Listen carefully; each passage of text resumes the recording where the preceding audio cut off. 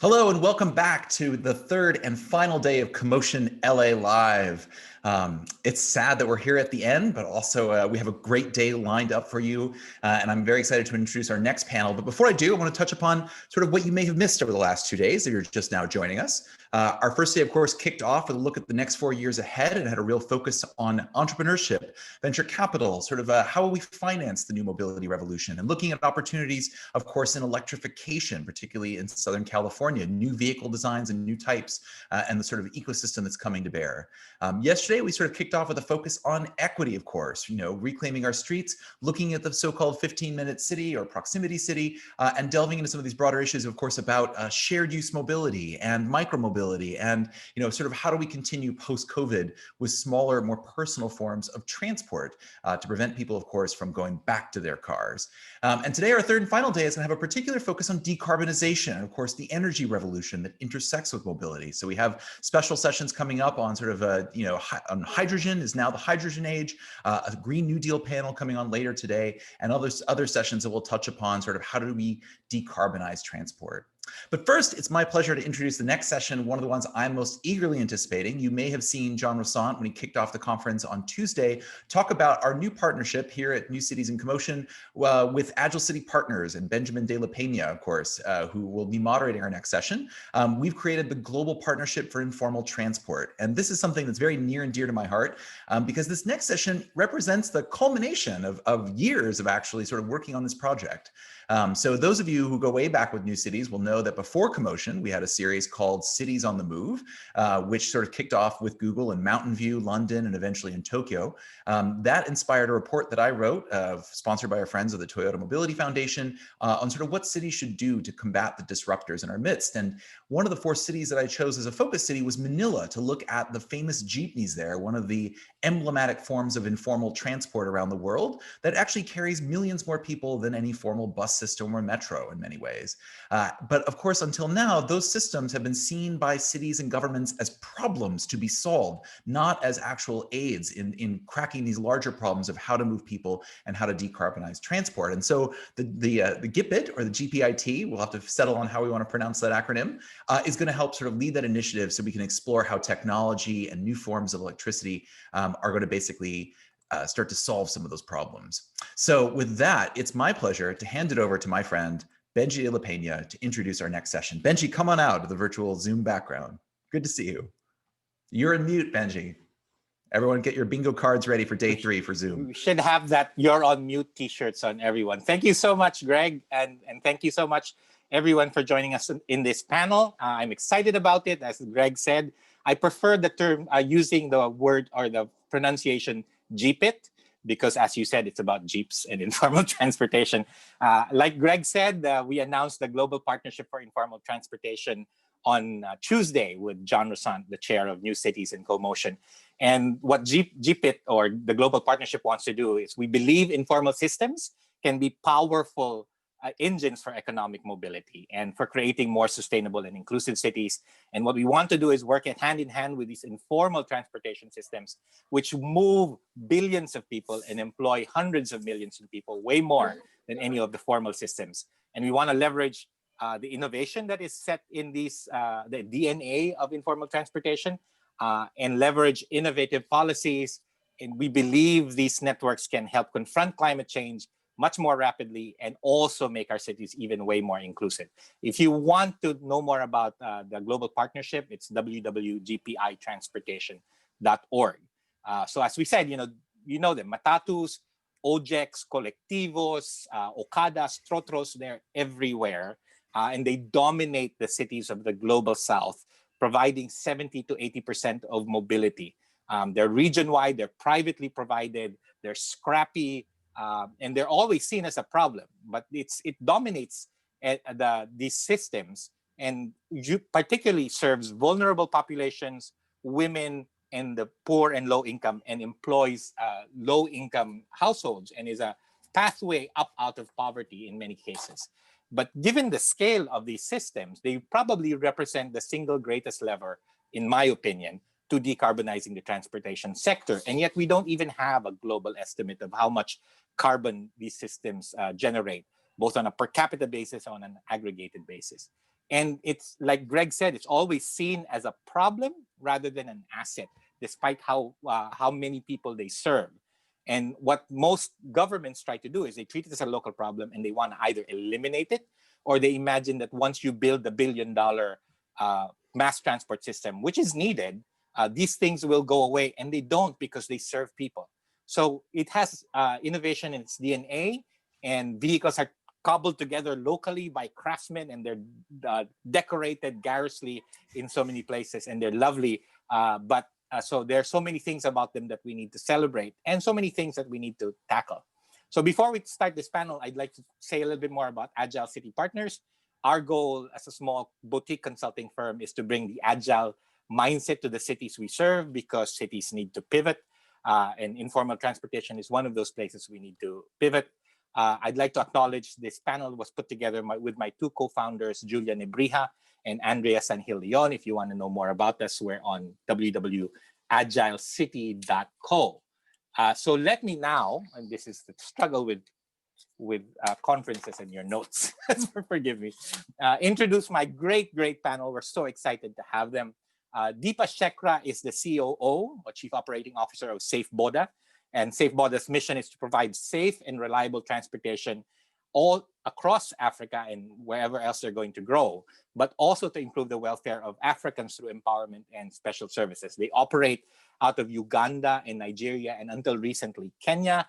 And very recently, through COVID-19, one of the things they did was they used Safe Boda to deliver contraceptives to women across Uganda, to help the drivers, but also to help women who couldn't go out and buy stuff. It's projected that the motorbike market in Africa is about going to cross about $9 billion worth of a market by 2021.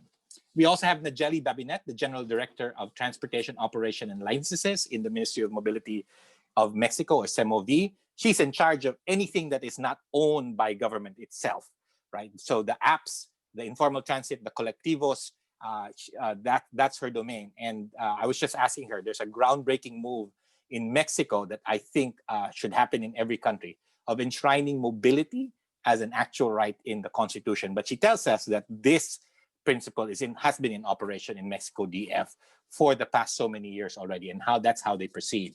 We have Sonal Shah, the founder of Urban Catalyst. It's a research institution based out of Delhi, India, and they want to catalyze sustainable and equitable transportation, public spaces, urban planning and design through research, technical advisory, implementation, and support. She's been doing a lot of research on gender and transportation. And she believes that, or the Urban Catalyst believes, that transportation is the fulcrum that can transform the entire world economy by enabling access to social and economic opportunities. And lastly, we have Devin Vries, co-founder and CEO of Where's My Transport, among the many emerging mapping services, particularly for informal transportation. And they want to make the invisible visible, and they're working hard to change our understanding of the transportation systems in the cities of the global south, and using data and technology to develop solutions for sustainable urban mobility. And they operate out of Africa and Latin American cities. So that's my panel. Let me welcome them all. And I have a first softball question, just so that we contextualize it, right? Tell us what is urgent on your plate right now in a sentence or two. And I'll start with Delhi, with Sonal. Thanks, Benji. Happy to be here. Right now, I'm trying to stay alive in this very polluted city of Delhi. Thank you, Sonal. Then I've turned to Deepa in Kampala. Hi, thank you so much for having me here, Benji. So for those who've read the news, we're having a little bit of political violence here in Kampala. The opposition candidate was arrested today. So my biggest priority is making sure that my team and my drivers are staying safe in the city. Devin, tell us what's going on. You're based in Mexico City, but your base is usually the UK, right? Tell us what's urgent on your plate. That's correct. Thanks for having me, Benji. And yeah, urgent on my plate right now is definitely setting out what our data collection roadmap will look like for the first half of next year. As you could imagine, with many markets being in different states of flux and COVID response, it is certainly disruptive for on-the-ground activities. And so trying to ascertain which markets will be our focus and in which order is very much something we're trying to tie up before the year is out. And Nadjeli, tell us how busy you are and how crazy things are in running Mexico City. Yes, it's very crazy, but I think especially right now with the COVID crisis, we are in a very challenging phase where we want to enhance, to improve public transport, especially informal transportation, but with lower demand, with a lower budget, because we have been having problems with that because of the context and because of the economic impact. So how are we gonna to fulfill our goal? It's very challenging right now and very prioritary for us. Oh, so these people are very busy people with very urgent issues, some of them life and death and political. But we'll dive in and spend the next 50 minutes with you guys on this very interesting conversation. I'll start with this question, right? So informal transportation, what we want to do with a global partnership is elevate it, right? To see it as a global phenomenon. But there's a lot of false frames or myths out there. WRI had their presentation of research in Latin American informal and semi-formal transportation. And I myself have a problem with the way we call it informal transportation or semi-formal or paratransit, or in India, it's intermediate public transportation. So let's open question to you, to the panel. What are some of the myths or false frames we need to get rid of, or false narratives about informal transportation? And I'll start with Nadjeli. Thanks. I think in the case of Mexico, we have a very negative view by the population about this system. But because of that view, the myth is that we want to replace it with formal transport, as you said, with metro, with BRT. And it's a myth in terms of the budget, in terms of unemployment, in terms of the social crisis, and also because of the asset that you also mentioned, that we have to use and transform in a positive way in order to coexist and improve this, to have the capacity to fulfill the demand that in Mexico City, it's a very big demand for public transport. Right. And the numbers I saw from LSE was something like 74% of people. Yes, actually, London has the goal to be like Mexico City in the transport distribution. On mode share. Sonal, tell us what you think are, from your standpoint and your research and your practice that you've had, what are those things that we need to change about how people see informal transportation? Yeah. In order, so let me start with some numbers, right? India has 1.5 million battery-powered three-wheel rickshaws. This is more than the passenger EVs in China. We have 11,000 e-rickshaws hitting our streets every month, okay? Wow. Yeah, and so this is one data point.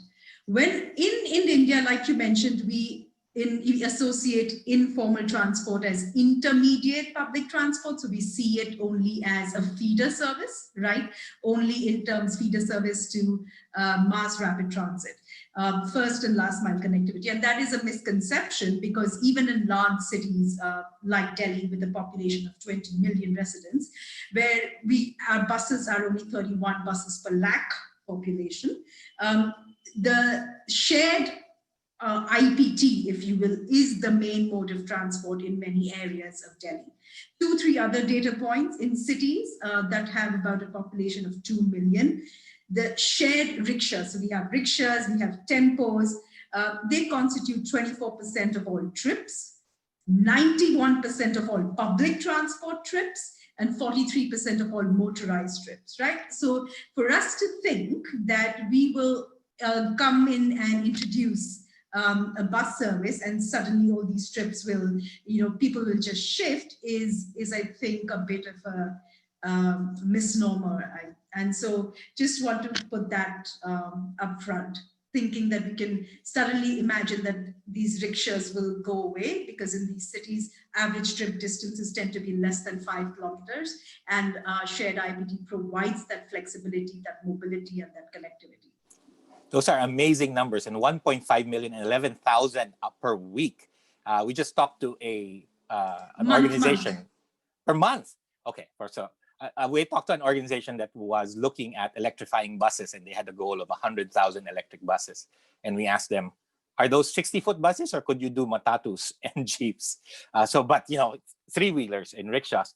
Deepa, Shekar, tell us a little bit about what you think needs to change, particularly from your point of view of operating these services.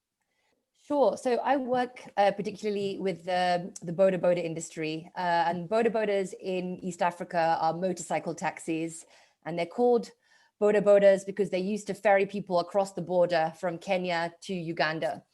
So a lot of the work that I do with the boda boda industry, we see that there's definitely a perception that they are seen as criminals, illiterate, dirty, and not an asset to the city. But actually, without the boda boda industry, people would not be able to get to work. The economy would not function. And actually, the reality is these are hardworking guys who are not finding other employment opportunities. And if you're a boda boda driver in Kampala, you are going to earn more than a school teacher. You'll be earning more than a police officer. So this is a low barrier entry career for many, many people in a country where employment is difficult. So I think sometimes there's a misconception that we don't humanize those who are operating in the informal sector. And I think that's something we need to challenge. I'm right there with you. There, framing notes in another conference I was in on informal transportation always seems to start with problems with informal transportation. And so we come up with a problem frame. In fact, one of the things they said was there's a lot of sexual harassment that happens in informal transportation. And I was asking, it happens a lot in formal transportation too. So it's good to mention that it's across. But yeah, this employment, particularly of young men, right, which we know in societies are a powder keg if they're not unemployed, is really significant. Devin, can you share what you think is the things we need to change from a digital mapping and management frame? I mean, I love the points that were shared by the rest of the panel, and they resonate regardless of which part of the world you're looking in, right? Latin America, Africa, India, we've got all these corners of the globe represented on the line, yet the challenges and the misconceptions are actually largely consistent. I think a lot of people forget that informal transport it's not this rogue transportation element. It is something that has stepped in the absence of the state being able to provide the subsidized and formal services that we refer to meet the needs of the entire population. Many portions of the city, both within the core urban areas, but in particular the sort of peri-urban areas and outskirts of the city, these are transport deserts, right? If you did not have informal transportation, people simply would not be able to access the economy. They would not be able to change their life situation. So informal transport is absolutely an asset to the city. It is vital. I think one of the misconceptions is that it's temporary. Actually, quite the contrary. Based on measures in cities, is informal transport is actually continuing to grow in scale. And it's not as if these emerging markets have more money available for infrastructural investments. And so, if anything, informal transport is filling a vital gap in the need for citizen services. There's also this idea that it will inevitably be replaced by formal public transport, which I don't agree with. I think there is actually a lot that the formal systems can learn about the dynamism of informal transportation systems. A lot of people look at these informal systems and they think they're unimportant or disorganized. The truth is, if you actually understand how they function, there is a deep underlying order, and there's a reason they are so rapidly able to redistribute to meet the needs of the citizens. So yeah, there's many impressive aspects to informal transportation. I think too often the framing is on the negatives, and for sure there are challenges and things that need resolution. That's where governmental and funding bodies can really help make a difference. However, at the end of the day, it's providing a vital service to citizens that, quite frankly, need it. Those are great points. And as my colleague Julia likes to say, that that cities are growing so rapidly, more rapidly than we can plan them, particularly even plan them for transportation. So imagining that we will get ahead of that by doing our plodding formal transportation systems, which we haven't bought, is a real disconnect. But I'll turn back to you, Devin, again, and a two-part question, which to all the panel, right? So there's lots of things happening in the space and a lot of innovation. How should we be thinking about innovation in this space, particularly in relationship to shared use or shared mobility, which by that I mean the app-driven mobility, right? So VREF just released their priorities. They haven't formalized it for next year, and they put together paratransit and shared use, which I think is a good thing to put together. But are they the same? And what are the innovations we should be paying attention to in this space? And I'll start with Devin, and then I'll invite the other panelists to speak up as they see fit. Well, I think first, some of the innovations, I mean, they're evident on the line here, and the work that Safe Boda is doing, which is incredible, and it's helping this sort of fragmented, decentralized market of service providers in a way get to operate together to just provide a better service to the passengers. And so it's this digitalization transformation that is occurring within the sector, which is in many ways also making visible the invisible, which is, as you know, core to Where's My Transport's philosophy of we are trying to allow people to recognize the scale of these systems and also be able to better operate and work with them.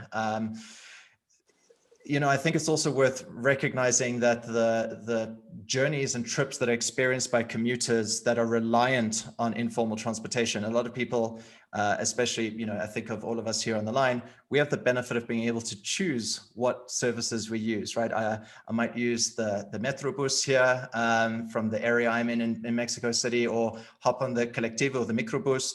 But, at the same time, if I'm running late, I'll call an Uber.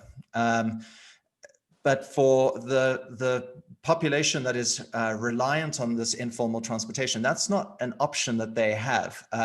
It's using the microbus or the matatu or the minibus, whatever it's called in your part of the world. It's that, or you're walking. And so being able to just make that experience of an asset that is prevalent throughout these cities, it's ubiquitous throughout these cities, just being able to utilize that service better and make it more available to people, that begins with digitalization and making that information more widely available to different products and services. So I would say for me, that's the key area of innovation and a first vital step.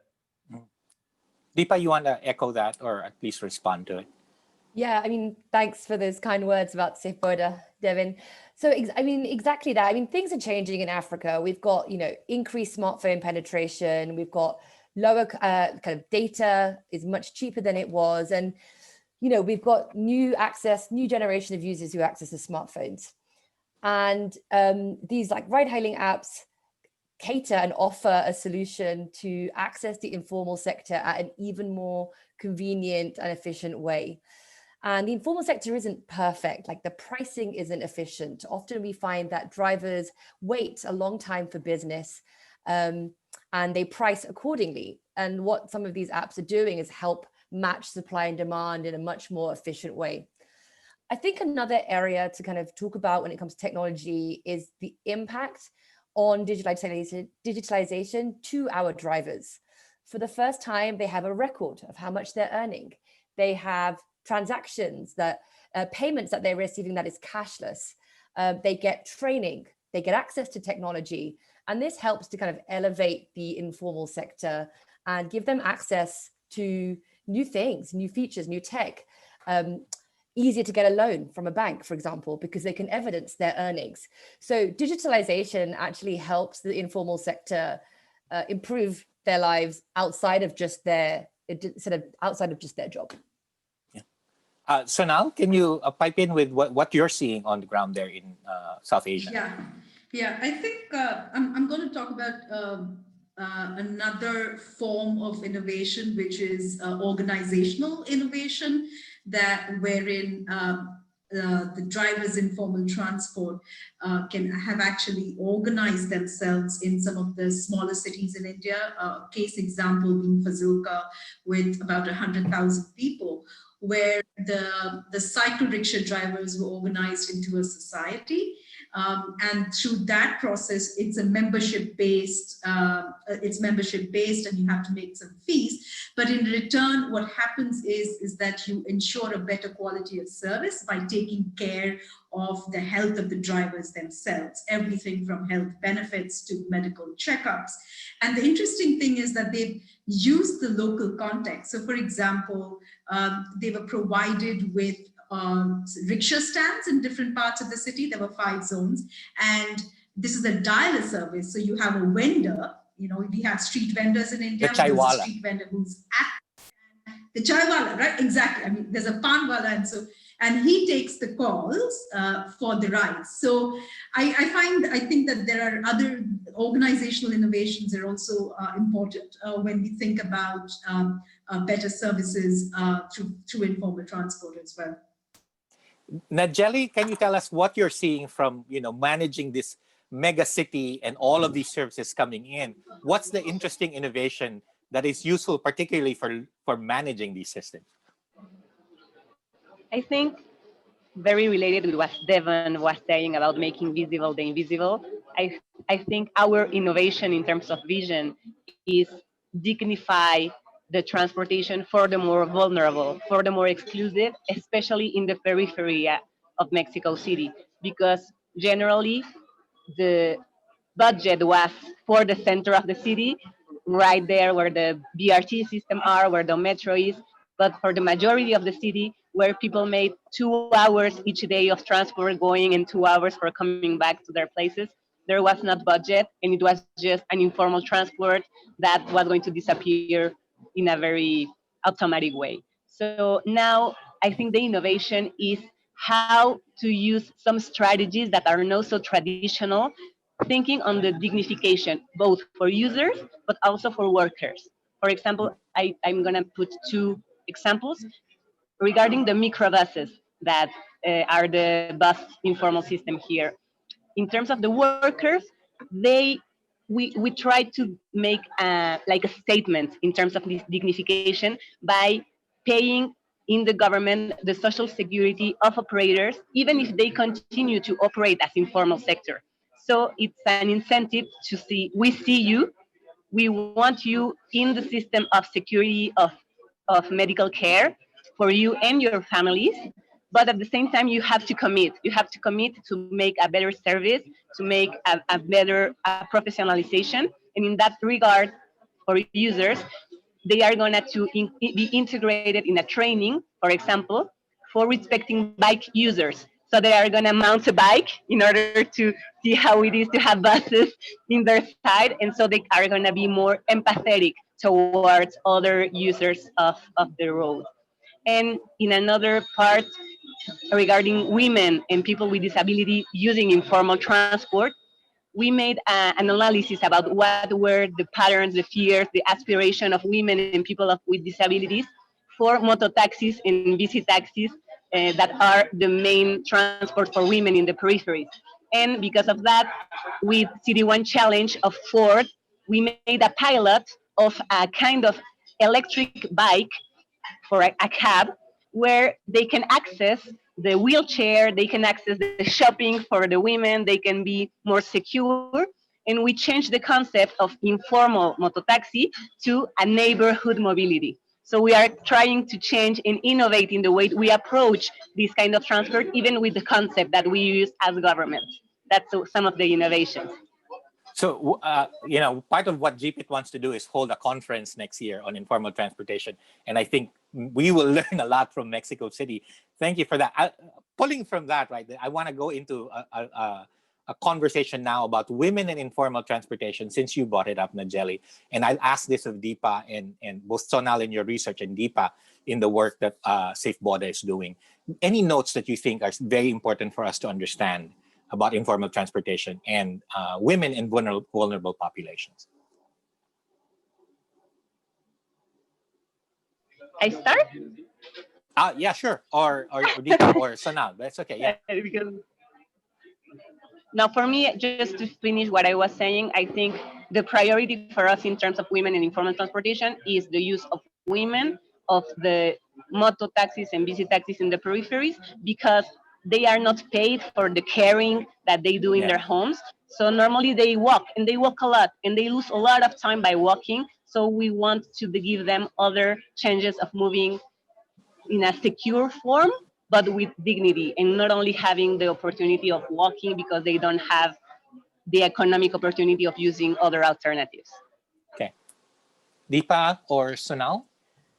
Yeah, I mean, it's a very, very similar story in Kampala. Women need to use motorcycle taxis in order to get to their work. It's often a last mile option as well. If they use a shared bus, then they'll use a bike to get to their final destination. It's affordable. And again, like digitalization, ride hailing apps help with that safety. They are able to track that journey. They are able to have the name and the number of the driver that took them to a certain place. And the research that we have done has shown that, we have increased women's usage of the informal sector because of the safety that is provided with a digital application. Sonal? Thank you so much, Deepa. Yeah, I think, again, I'll just draw on from some of the data and some of the research we've done, particularly in cities, smaller cities in India.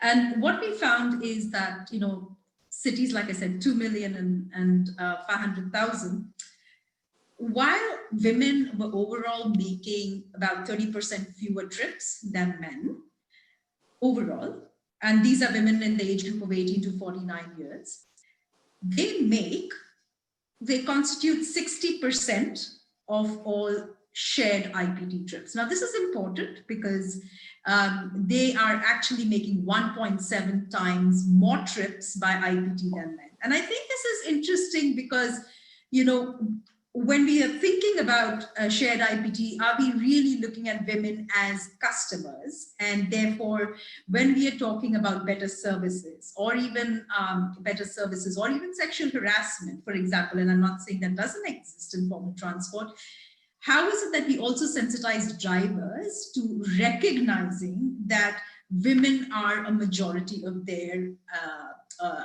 services? So I think this is a big aspect. And I echo what Nadjeli and Deepa also mentioned is how is it that then we can also ensure we have more women as service providers as well. So not only users, but also service providers of IPT. Fantastic. I think part of the problem that we have in transportation too, and that's been exported to the global south, is this focus on the down commute, that even in informal transportation systems, when they try to be regulated, is focused on how do people get downtown. And that's where all the franchises and permits are going. And because mostly it's men, right, going to work downtown, and we ignore the kind of peripheral movement of the women and caregivers, right, who don't need to go downtown, but they need to go to other places. So this is really interesting. So a really quick question particularly for our two tech private sector representatives, right? Is there kind of a different treatment that you get from government because you are tech and shared transportation, even if you're working with informal transportation providers, than the informal transportation providers themselves? Are you seeing that kind of discrimination, if I might call it that, or at least a differentiation? Devin? I think with the work that we're doing, we've tried to be very bipartisan in the way that we execute our work, right? Unfortunately, as you open up with your very first question, often the framing for informal transportation is negative, and there hasn't been a champion of informal transportation. I think that's something that's very much part of Where Is My Transport's DNA. We see ourselves as champions of informal transportation. And at the end of the day, this has been shared through all the panelists' points. These are independent business owners that are trying to make ends meet. This is their way of participating in the economy, providing for their family and their loved ones. And unfortunately, they are often, not supported by the state. And I say this globally, not referring to any particular jurisdiction. But at the same time, the state is doing their best to utilize the limited resources that they have, because at the end of the day, there is only a finite amount that can be spent in each area of government and governance.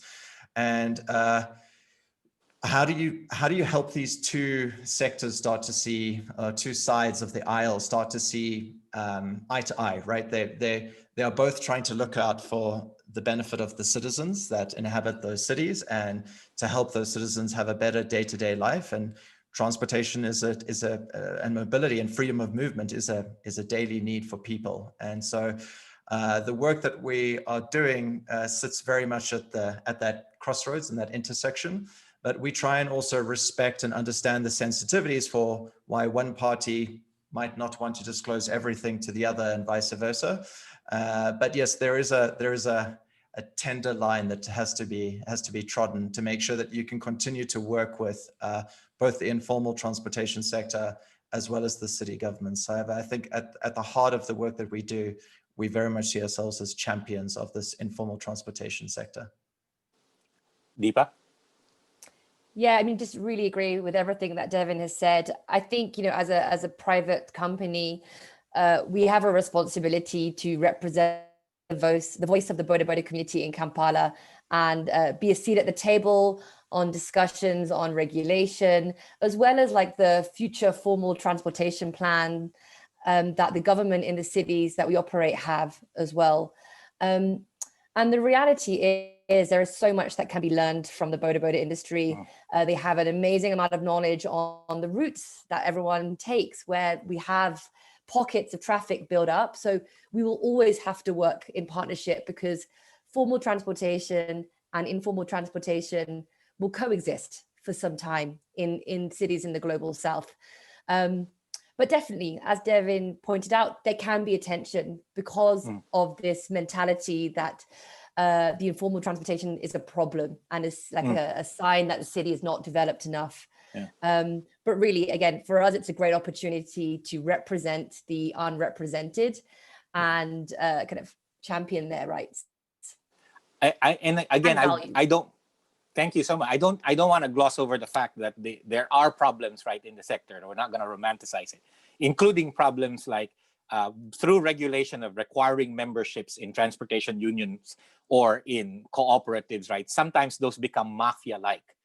In one particular country, there's a national council for taxis, right? That doesn't actually represent the people who operate things and yet have so much political power. So that kind of missteps we need to take a look at and understand. So one of my last questions, as we have about 20 minutes left, right, is, and Nadjeli had brought it up, and what they're doing is investing in the operators as government, right? Investing in the informal transportation operations and operators and maybe the vehicles and the franchise. What are the interesting arguments, right? Because in many places, like we've just talked, the government or the leadership tends to see them as problems and want to eliminate them. Very famously in Delhi, when they completed the metro, or at least the first 3 lines of the metro, the chief minister, who was a very good chief minister of the corporation, said, now we can get rid of the auto rickshaws, which was serving 80% of the population, and 50% of the population couldn't afford the metro. But so what are the arguments you think we need to put forward so that national and local governments see informal transportation as places or systems they need to invest in, and in return also talking to the large multilateral agencies who are very willing to sink in billions of dollars and have operating losses for a while in these large systems? How do we then convince them to say, what should we be investing in terms of informal transportation? I'll bring it back to Nadjeli because she had some really great examples already, and maybe she can share where else there. How do they convince the government to invest, right, in particularly certain sectors of government? Actually, those 2 examples that I gave are very good for this question, because the first one, it's a public investment, and the second one, it's a private investment. So the one of the social security, I think the big argument that our Minister of Transport gave to the major was the capacity to have an impact in a big number of the population. And the first thing that brings to your mind when you think of improving transport for people, especially that are not very into transportation topics, is the metro, the BRT, the big known, very visible systems, especially in the center of the city. But this measure had a very big priority for peripheries. So when we start giving numbers about peripheries, about vulnerable sectors, about the poor in the city, but also about the majorities, and because if it's a left-wing government, I think that gives us the opportunity of alienate the speech of the government, a left-wing speech focused on those priorities with the priority that they have to give in order to be consistent to the informal transportation. So because of that, the priorities were just automatic. That's our goal for the city, so that should be our goal for the transport, and so we need the budget. And it's very interesting because before this administration, 80% of the budget was for cars and 20% was for buses, bikes, etc. And since the first year of this administration, 80% was for public transport. And having the budget makes all the difference because you cannot make big projects and have big transformation without a real budget. So for example, this year, they give us 1,000 millions of pesos for public transport. And so from them, we can start the social security for transport, some substitution of buses, some work also for training, for putting cameras and GPS into informal buses, even if they were informal, but we have to know what they do, how they move, how to improve them in reality by starting by recognizing we need to do it because there are the users, there is the people. And in the case of Ford, with the City One project, where we made the accessible motocab or electric bike car, it was very interesting because Ford tell us what is your priority, and we tell them vulnerable, peripheries, women, and people with disabilities. And organically, the proposals that people bring in order to make the pilots started to be in the peripheries with motocabs and stuff like that. And because of that, we arrived into this project. So I think if you have the criteria for the priorities clear and you communicate that to the international sector, to the private sector, and to the big heads in... Oops, we lost Nadjeli. All right, maybe she'll come back, but that was really great. That I will just echo that and say, from government, it's setting the priorities, right? And saying these are the things that are important. I heard her talk about alignment, right? Depending on, sorry, Nadjeli, are you back? We lost you for a moment. Yeah, sorry. I don't know when you lost me. Oh, just about 30 seconds. Yes, exactly.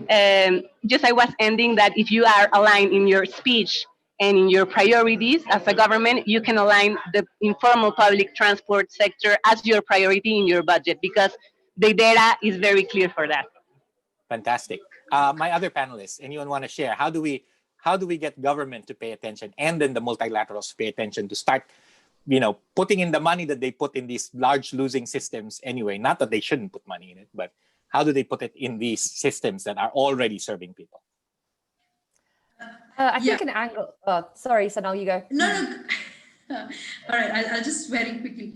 I think I'll connect this to the first statement I made in the beginning, which was my most urgent concern.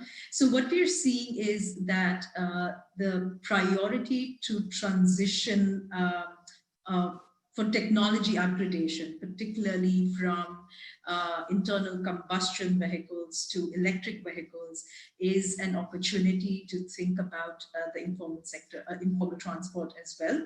And I can give you an example with what the national government in India is doing, which through the FAME scheme, and which is in its second phase right now, is giving demand incentives of about $1.35 billion over a period of 3 years. To encourage electrification of vehicles, and they're looking at 500,000 E3-wheelers, about 10 lakhs, so 1 million electric bikes, and 7,000 buses, and then only 55,000 cars. The good thing is that they're also seeing they want to give priority to those who provide public transport and who are registered as commercial vehicles. So I think things like, for us particularly, providing incentives to transition to electric vehicles is becoming a way to also ensure better vehicles, etc., for informal transport as well. So the electrification is and the speed of electrification is one of the angles. Yeah. Deepa. Yeah, just to kind of add to Nadjeli's point about finding a goal that is important to the government or important to the city. And like we've always found that like road safety is a real critical issue. And like some data suggested that by 2030, road accidents are more likely to kill people than HIV, AIDS, or TB or malaria combined.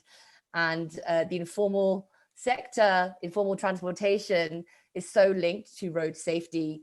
And given we know how many people are reliant on on informal transportation, there is definitely an opportunity to persuade governments to invest from the perspective of traffic accidents and safety.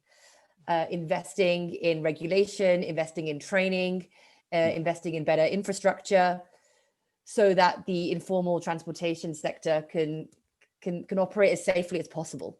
Right.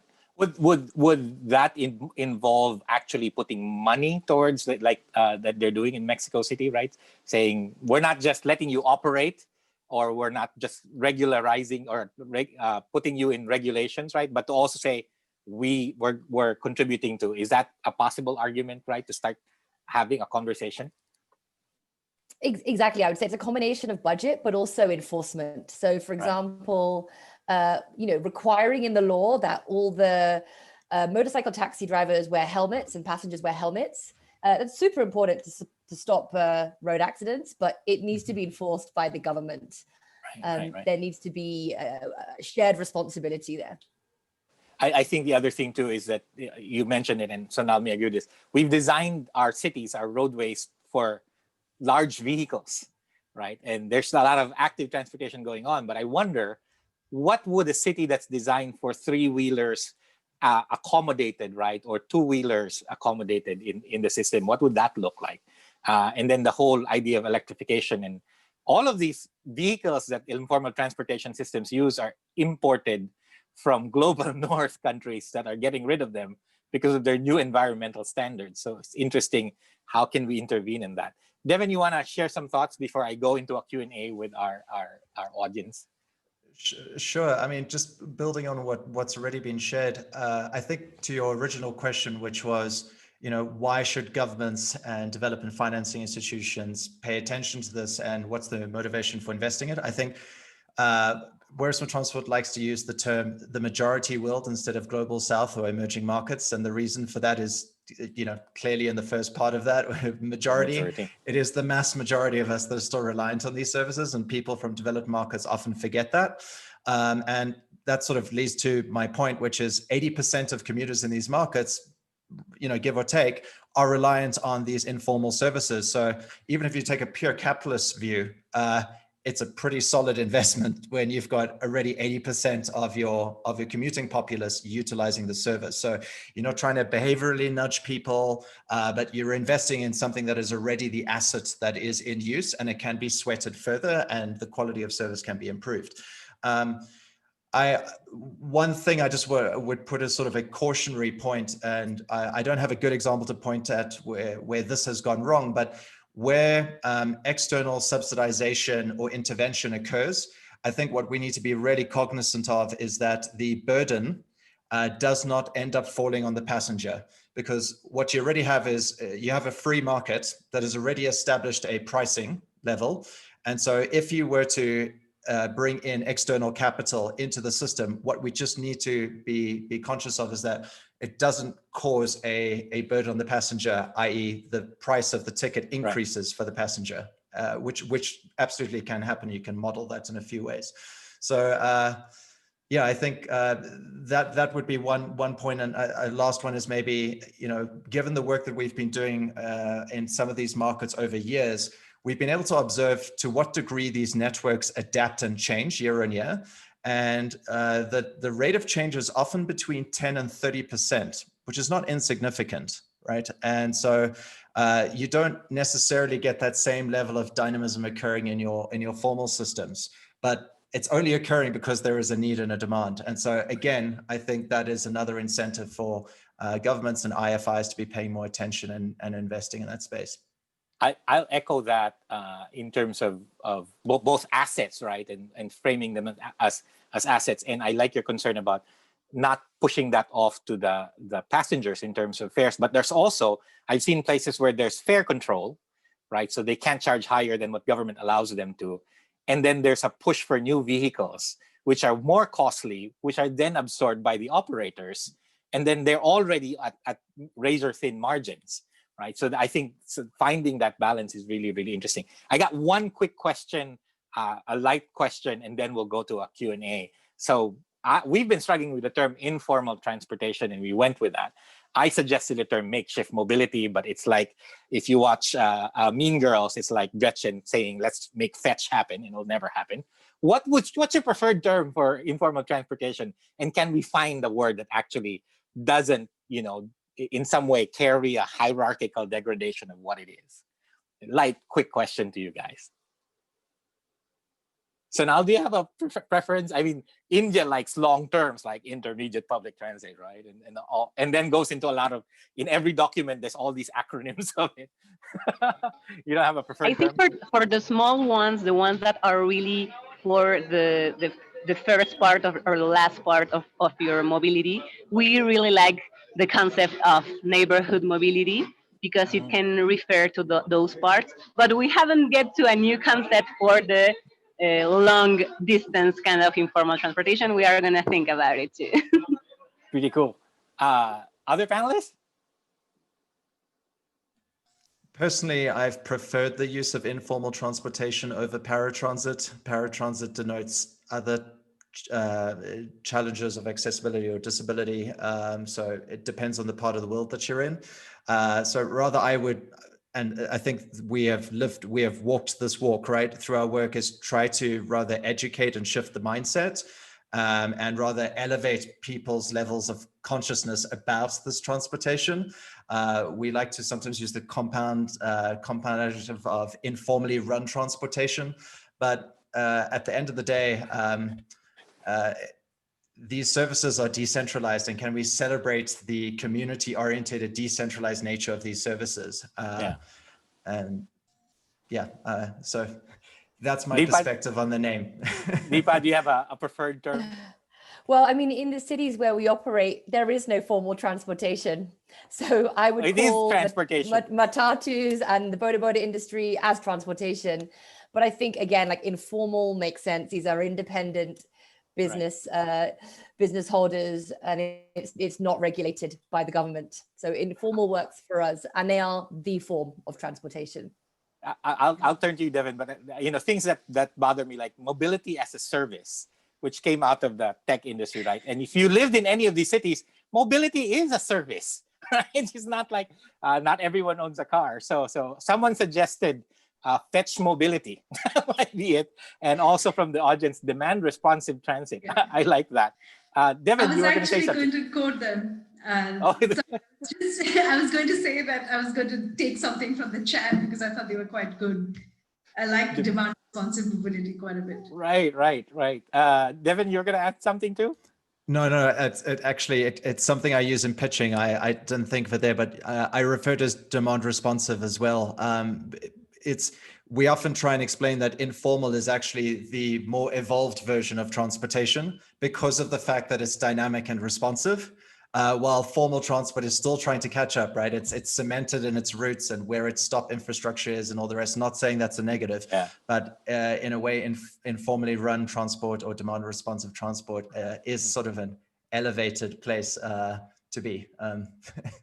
Katja Schechner, who's on our brain trust and teaches in MIT and works with OECD, used the term agile transportation, which for Agile City Partners makes sense. All right, we're looking at questions from the panel, mostly from Nathaniel Tan in Singapore. I think we asked a couple already. Oh, here's a question from Nathaniel Wilson. What are the impediments to adoption of net zero electric vehicles and electric powered micromobility? I think Sonal has talked a lot about what's happening in India. Views from, particularly from Nadjeli and Mexico City, and you know, electrifying these systems. How hard is it going to be, or how easy is it going to be? I think you gave us an idea about that when you say this balance we need between fair control and push for new vehicles and new technologies. A lot of workers of the informal transportation sector want to be into this electric transition because they know that in the long term it's going to lower the cost for fuels, even from a very economic standpoint of view. However, because of the fair control that we need to do in order to thus don't increase the price for the users, it's very hard to have access to those kind of vehicles without a very strong support. Right now, we are in conversations with some international organization and funding in order to have a combination between public funds, international funds, and the private funds to see if we can start some pilots the next year for electric buses in the microbuses, when they can be transformed into social enterprises. So we are working on that, but it's very hard if you don't make a change in the fares that can affect the citizenship. So it's a challenge.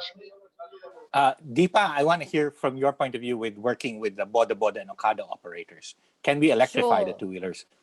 Yeah, I mean, there are some cool companies that are bringing electric bikes to African cities, and they definitely they represent an interesting value proposition for our drivers, and obviously are much greener and better for our cities. The challenge, though, is the infrastructure to charge them. Are there enough places in the city where these guys can charge their bikes? And can the bike hold its charge for kind of the typical kilometers that a driver would do in a day? And those are things that we need to work on. So I'd say the infrastructure is the biggest challenge right now. Right. In India and in Indonesia, they're using the swappable batteries that Gogoro and Sun are using, right? But I can't imagine you do that for just the motorcycle. The other, I think, that's interesting is all of these two-wheelers coming into Africa are exported from China, which are banned in China. So that you actually can't ride around in a two-wheel fossil fuel vehicle in China. So how do we then move the global system so that we ramp up production of these electric two-wheelers and three-wheelers and so on? We've got 3 minutes left. I've got a few more questions, but maybe I'll pass it on to the panel. It's kind of closing statements. If you don't have one, then the big question is, if we are going to set up the global agenda for the Global Partnership for Informal Transportation, what's the first or two things you think we should pay attention to? And Nadjeli has to go soon, so I'm going to put Nadjeli first. She's got to run government. Thank you. I think everything that we talk about in this session is what we should prioritize in international conversation. I know climate change and the economic sector and everything is very prioritary, but seeing from the South, informal transportation and the neighborhood mobility, for me, it will be very interesting to know what's happening in the other cities, in the other countries, and how can we innovate together from this dignification perspective in the center. So I will put that on the center. Thank you. Thank you. Deepa or Sonal?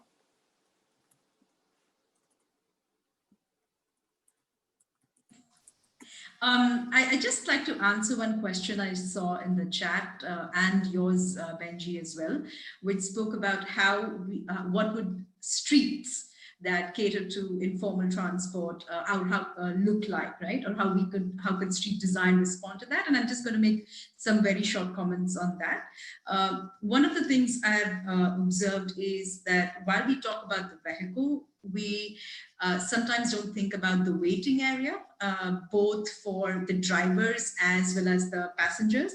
Because there are times when the drivers themselves want to rest and they really don't have a place where they can rest, as well as finding sheltered IPT stands for passengers to wait as well. So I think that is a very critical part of street design infrastructure that is currently missing.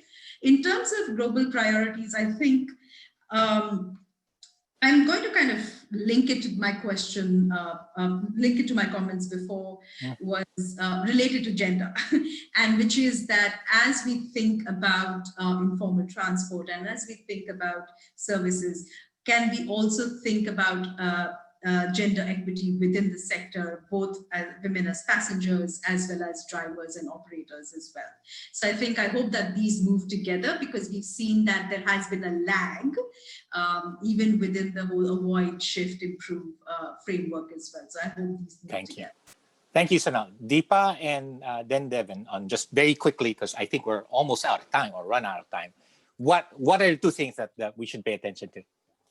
I think just representation of those who are in the informal sector in any sort of global priorities, whether that's digitalization, whether that's reducing carbon footprint, whether that's how they can work in parallel with more formal transportations. I think it's so important that these matatu drivers, these motorcycle taxi drivers are involved in the conversation. Thank you. Devin? I'm going to link exactly to what Deepa just shared. Practicing a mindset of celebrating decentralization of informal transport, which is representative of not just the services, but all of the people that are involved in operating the sector and providing the service to citizens. If that can be central to the reform agenda, I think that would be a great win to start to elevate just the way that people approach and think about these services, not as something to be replaced, but rather something to be improved upon and elevated, given that they are core to our societies. Thank you so much, panel. We didn't even talk about autonomous vehicles. Thank you so much. Greg, I'll turn it over to you. Thank you, Benji. This has been a fascinating conversation. And yeah, that's half a joke Benji made there at the end, because at the very first session of Cities on the Move, I remember talking about AVs. It was Benji, the one who asked the question about, what happens when the first autonomous jeepney starts wandering around, and thinking about, older versions of autonomous software begins being applied to informal transport. That's the future I know I'm looking forward to. But thank you all so much. This has been an endlessly fascinating discussion. And the best part, of course, is that it's just the beginning, right? This is going to be carry forward with GPIT. So it's been a real pleasure and an honor to hear all of you. Thank you, Benji, as always. And this is my cue to basically ask all of you folks right now, head over for a special presentation by Amazon Web Services Phil Silver. And then in about 13 minutes or so, we're going to kick off the next session here on building back public transit, led by Chris Teal, a reporter for Smart Cities Dive. So we'll see you all back here. At least I'll see you back here in about 13 minutes. Thank you.